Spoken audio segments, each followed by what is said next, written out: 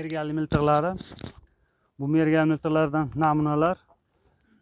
Bu qurollarning asosiy mo'ljallanishi ochiq va niqoblangan, dushmanning niqoblangan nishonlarini yo'q qilishi mo'ljallangan bu qurollar.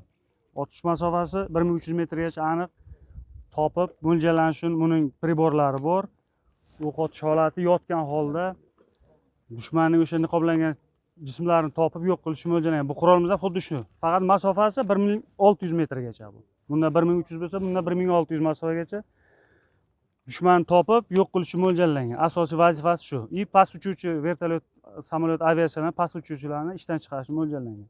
Yengil zirhli texnikalarni haydovchilarni ham yo'q qilish mo'ljallangan. Bu bir so'z bilan aytganda haligi o'zimiz tilida snayper hisoblanadi. Yaqinda biz sizlarga yana bitta ma'lumotni aytib o'tib ketaman. Yaqinda buni Pokiston davlatida, Turkiya davlatida bo'lib o'tgan xalqaro musobaqada mana shu akalarimiz, merganlarimiz qatnashib, o'sha Qirg'iziston davlati ichida birinchi o'rinni olishdi. 1200 metrdagi tangani qo'yib o'sha tangani urishdi. Ya'ni unda ham tekis joyda emas, havoda, samolyotda, suvda, noqulay vaziyatlarda ishtirok etib, bizning harbiy xizmatchilarimiz mana Namangandagi G'urumsaroydagi merganlar markazi bor. Shu yerda qatnashib, faxrli 2 yildan beri faxrli birinchi o'rinda olib kelishyapti.